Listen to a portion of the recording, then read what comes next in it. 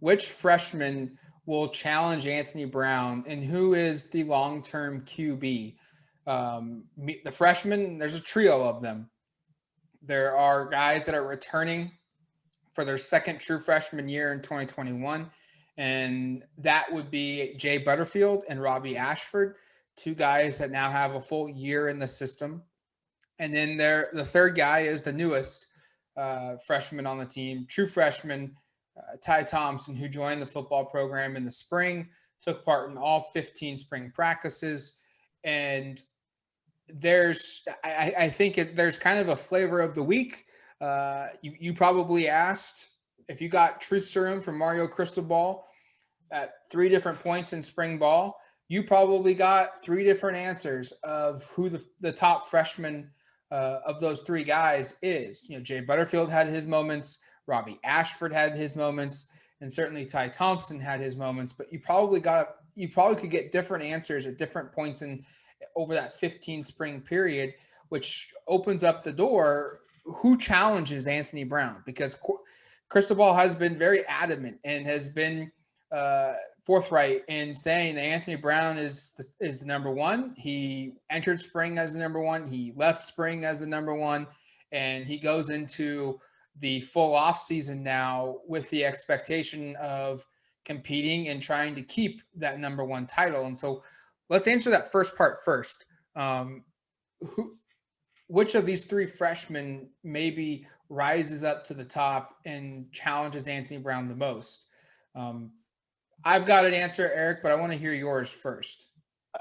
First off, it's also possible no one really challenges him much more than what we saw in the spring. And Anthony Brown is pretty clearly your starter. And he took every first team rep in during spring. And you don't traditionally do that with somebody that when the competition's wide open. I think this competition's open for sure. I don't think Cristobal has closed the door on this, but I also think it's probably pretty probable that we see Anthony Brown day one. So, but in terms of who, again, we're limited number of reps, but I feel like Jay Butterfield was the guy I was probably most impressed with during the scrimmage. And I probably think he's the most ready and available to help right away. That also doesn't make him the answer to the second question about who is the long-term quarterback. But if I'm thinking of the guy right now, I feel most confident rising and emerging as Anthony Brown's biggest challenger to start. I think I take Jay Butterfield just based upon how polished he looked throwing the football down the field and some of the decisions he made. Not to dismiss the other guys. I just thought he probably looked the best of the 3 during the spring game. I would agree with you. Jay Butterfield, if I had to make a choice, would be the guy I would pick as of today in mid-May. I think if I could have a fourth option like you and what you brought up, I don't think there will be a guy that significantly challenges Anthony Brown throughout the 2021 football season. Doesn't mean we won't see one of these freshmen play. Shoot, it wouldn't surprise me if one of these freshmen starts a game in 2021, but that's only because of injury. I think if Anthony Brown stays healthy throughout the entire course of the season and the year doesn't fall off a cliff, I'm prepared to see Oregon roll out Anthony Brown 13 times during the regular season and then try and see where they land and if they made the college football playoff and did they have 2 more games or did they make a New Year's Six bowl game and they've got 1 more game. I think that's kind of where I would lie. But if I had to pick somebody and I was forced to pick one person, it would be Jay Butterfield. I think he was probably the most consistent in the 2 practices that we watched. I also don't think, though, Eric, that he maybe has the highest ceiling of the 3 freshmen. And that's kind of a weird thing to say because he is a freshman. I think he has a ton of potential. I think he could grow into an all-conference caliber quarterback and be a guy that, has NFL potential. But I don't think he is the guy that's got the highest potential of that trio. And I look at Ty Thompson being the one that may have the best potential out of everybody because I feel like he's got the best arm. He's got probably the best physical attributes. He certainly looks physically different than all the other quarterbacks, even Anthony Brown included. I think Ty Thompson looks the part of a D1 quarterback right now.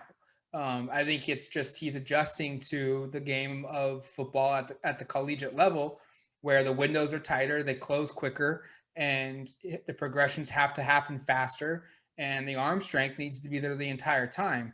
And it's a matter of, for me, for Ty, how quickly does that light, switch turn on for him? And is it going to be 6 months where maybe at the end of the year he emerges as that number 2 guy? Or is it going to be 18 months where, he goes into maybe next offseason in a clear-cut battle trying to win the job?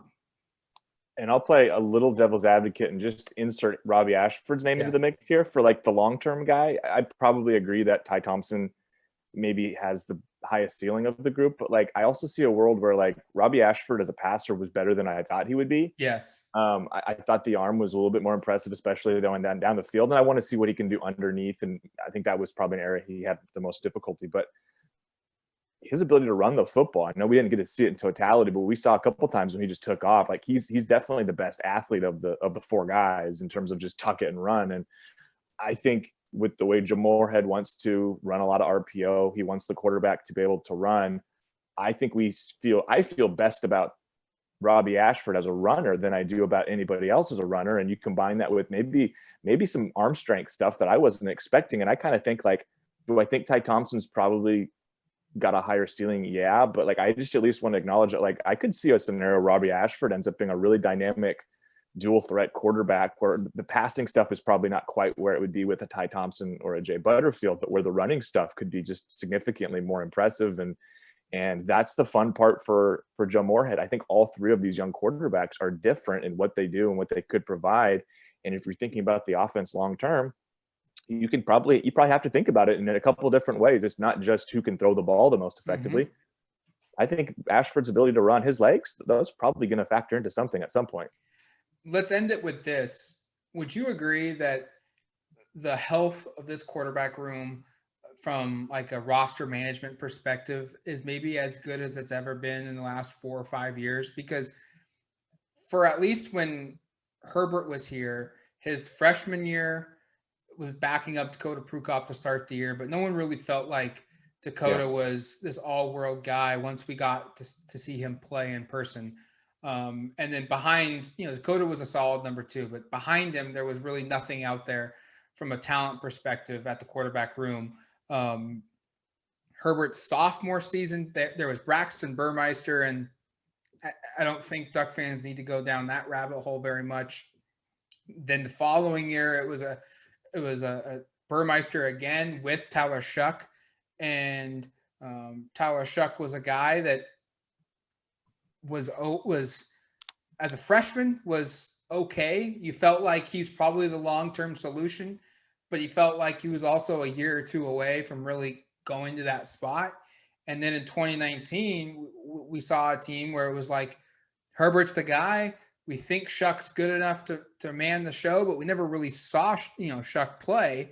And then in 2020, Shuck started every single game for Oregon. We didn't really know what Jay Butterfield could do. We didn't really know what Robbie Ashford could do. Anthony Brown played very little minutes of that season. And I mean, even go back a little bit further back, Vernon Adams' year.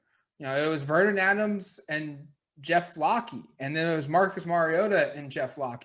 And you don't want to throw those guys under the bus, but it really feels like for the first time since maybe a year in which Costa, Darren Thomas, and I think Marcus was on the team, you felt like you had 3 legitimate or more Pac-12 caliber guys at quarterback. I think that's a really good point. And I don't know if I'd put that all together in my head I should have, because I just spent the last week putting together the history of Oregon starting quarterbacks since 2000. And you looked through it and it was pretty interesting looking at it, just how often they would have a battle between 2 guys and maybe one guy wins the job, but the other guy ends up being a long-term guy. You saw that with like Jason Fife and Kellen Clemens and Dennis Dixon and Kellen Clemens and Darren Thomas ends up winning the job after of course the Nate Costa that offseason, and Justin Roper ends up starting, but then he gets knocked out. And so there was a run there in the late 2000s and into the mid 2010s where Oregon always had 2 or 3 quality guys. Yep.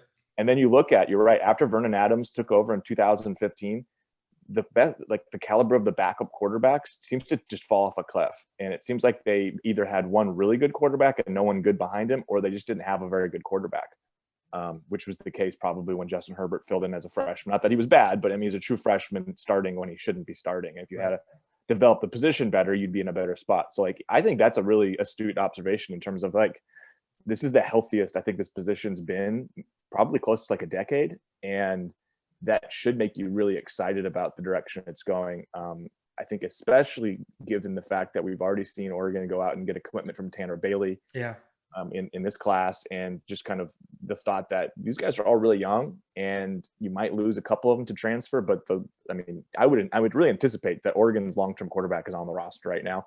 And that just really hasn't been a thing we've thought that often in the past. I know we thought Shuck was the guy, but it turned out he wasn't. And before that, I can't really think of a time where we were like, oh, Oregon's got this guy waiting in the wings. And, since like maybe Justin Herbert or Marcus Mariota.